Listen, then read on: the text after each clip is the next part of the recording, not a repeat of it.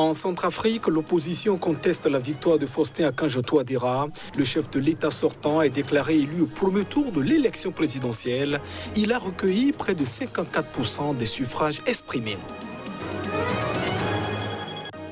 Au Cameroun, 3 membres d'un groupe d'autodéfense sont abattus par des combattants présumés de Boko Haram. Le massacre a eu lieu dans l'extrême nord du pays.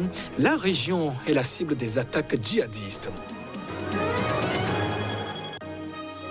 Et puis, le Rwanda décrète de nouvelles mesures de confinement. Un couvre-feu nocturne est en vigueur. Le pays enregistre depuis quelques jours un nombre élevé de décès liés au coronavirus.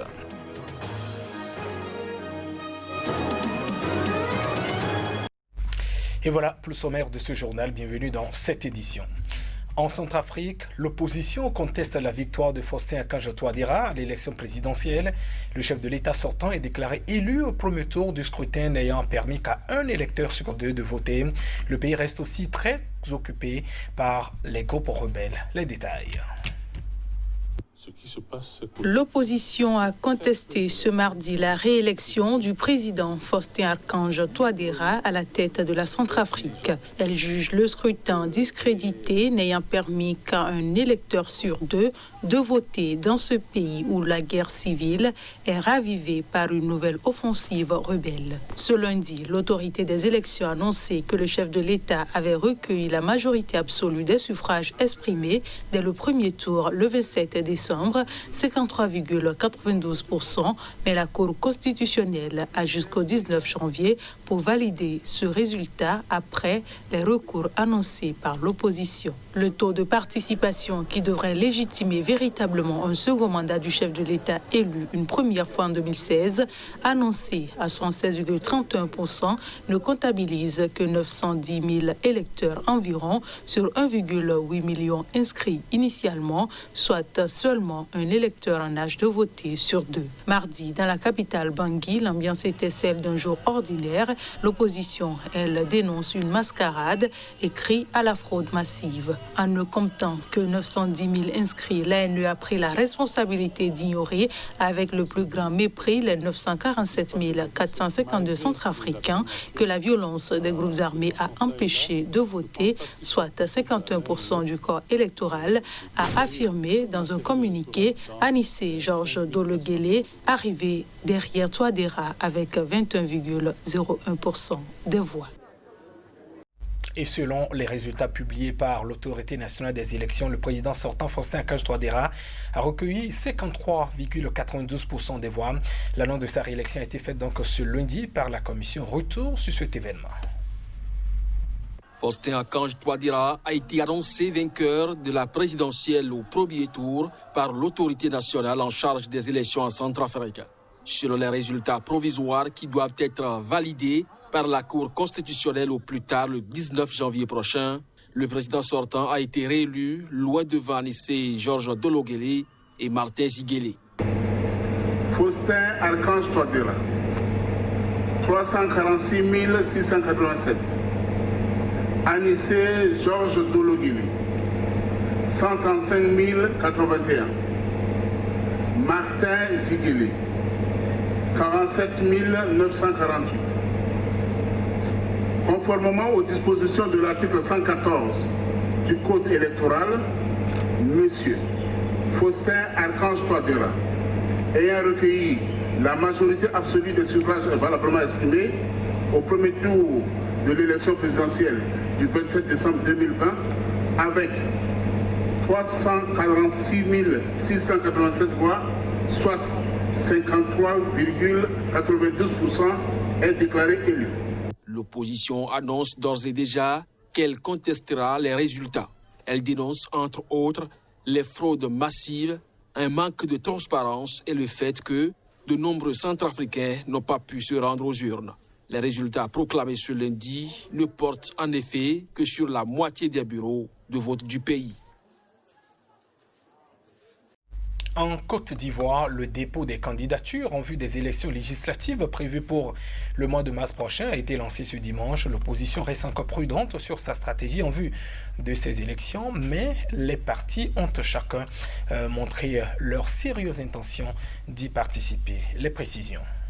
Dimanche, jour d'ouverture du dépôt des candidatures pour les législatives. Le secrétaire général du FPI Gore, Assoua Adou, a rencontré le président du FPI légal, libéré récemment, Pascal Affi-N'Guessan. Il s'agit d'une visite de solidarité et de compassion à l'initiative du président Gbagbo à la suite de la libération d'Affi-N'Guessan, a rapporté son entourage. Les deux courants se livraient une bataille fratricide depuis plusieurs années. Ce rapprochement pourrait donc être le signe d'une volonté de réconciliation en vue des législatives où l'opposition a montré son intention de partir en rang serré. Au PDCI, on ne cache pas non plus sa volonté de remporter la majorité des sièges au profit du RHDP, même si cela passe par la désignation de candidats uniques dont certains seraient issus d'autres partis de la coalition de l'opposition. Le dépôt des candidatures, circonscription par circonscription, va permettre d'y voir plus clair sur la répartition des sièges entre les partis d'opposition et l'avancée de ces négociations internes. La période de dépôt qui s'achève le 20 janvier est considérée comme très étriquée par le secrétaire exécutif provisoire du PDCI, Nyanke Kofi. Du côté du pouvoir, le RHDP pourra se targuer du soutien du RACI, pourtant anciennement dévoué à l'opposant Guillaume Soro, l'ex-premier ministre toujours en exil. Chaque candidat à cette élection doit avoir plus de 25 ans et être en mesure d'apporter une caution de 100 000 francs CFA. Au Cameroun, 3 membres d'un groupe d'autodéfense ont été abattus ce lundi par des combattants présumés de Boko Haram dans l'extrême nord du pays où des djihadistes multiplient les attaques selon les autorités locales. Boko Haram a tué 3 membres du comité de vigilance du village de Kaliari au Cameroun, selon Mahamat Chetima Abba, chef traditionnel et maire de la commune de Mozogo. Ces groupes d'autodéfense, composés de civils, sont notamment chargés de fournir des renseignements ou de servir d'éclaireurs aux soldats. Le bilan a été confirmé par un officier de police ayant requis l'anonymat. Il a précisé que les victimes étaient âgées de 25, 30 et 40 ans. Les membres de Boko Haram et d'une branche dissidente, le groupe État islamique en Afrique de l'Ouest, ISWAP, multiplient ces dernières années les attaques meurtrières contre les forces de sécurité et les civils dans l'extrême nord du Cameroun, comme dans les régions limitrophes de 3 pays voisins, le Nigeria, le Niger et le Tchad. Ils y enlèvent fréquemment des civils, notamment des femmes et des enfants. 100 personnes ont été tuées ce week-end dans l'attaque de 2 villages de l'ouest du Niger. L'insurrection de Boko Haram est née en 2009 dans le nord-est du Nigeria avant de se propager dans les pays voisins. Depuis, plus de 36 000 personnes, principalement au Nigeria, ont été tuées et 3 millions ont dû fuir leur domicile, selon l'ONU. En Ouganda, l'ancien chanteur de reggae Bobi Wine est le concurrent le plus sérieux du président sortant Yoweri Museveni. Il est devenu la cible privilégiée du régime. Il promet de manifester contre toute illégalité et toute irrégularité liée aux élections du 14 janvier prochain. Il a affirmé que Yoweri Museveni, l'actuel président au pouvoir depuis 35 ans, semble déjà être en train de truquer ces élections. Il a donc appelé les Ougandais à ne pas croiser les bras face à ce qu'il qualifie d'une injustice flagrante. Écoutons-le.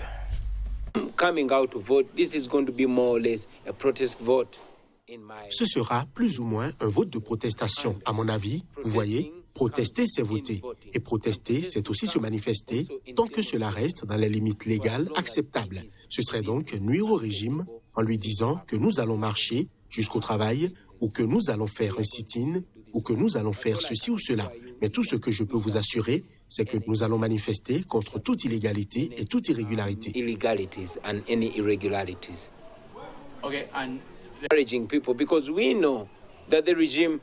Nous savons que le régime pourrait même m'arrêter avant l'élection, ou le jour de l'élection, ou dès que j'aurai voté. C'est ce qu'ils ont toujours fait.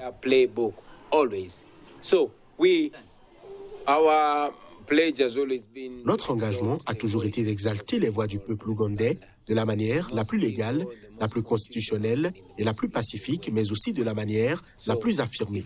Ainsi, si le général Museveni truque les élections, comme il semble déjà être en train de faire, nous demanderons au peuple ougandais d'élever sa voix de manière non violente, mais affirmée.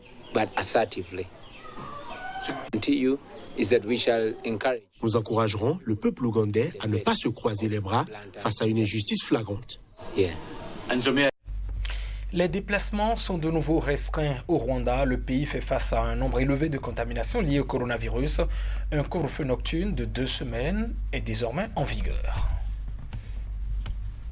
Le Rwanda a interdit mardi les déplacements entre ses districts et étendu le couvre-feu nocturne pour 2 semaines supplémentaires en raison d'une deuxième vague d'infection au coronavirus.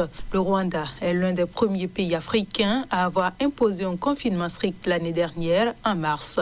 Le pays a enregistré au cours du seul mois de décembre la moitié du total des décès dus au Covid, soit 105 cas recensés dans le pays depuis le début de l'épidémie. Lundi soir, le bureau du Premier ministre a publié un communiqué annonçant de nouvelles mesures prenant effet à partir de mardi et pour 15 jours. Le couvre-feu nocturne entre 20h et 4h est étendu et toutes les entreprises doivent fermer à 18h. Il est interdit à tous les véhicules publics ou privés d'entrer ou de sortir de Kigali ainsi que de se déplacer entre les différents districts. Les déplacements vont seulement être permis pour des raisons médicales et pour les services essentiels. De plus, les véhicules de transport de marchandises continueront à opérer avec un maximum de 2 personnes à bord, poursuit le texte. Le tourisme, une source clé de devises étrangères, reste autorisé, mais les visiteurs locaux et étrangers doivent fournir un test négatif au Covid-19 pour se déplacer dans le pays. Le gouvernement affirme être en contact avec des fabricants de vaccins dans le but d'acheter des doses pour les Rwandais les plus vulnérables. Mesdames et messieurs, ainsi s'achève cette édition. Merci de votre attention. Au revoir.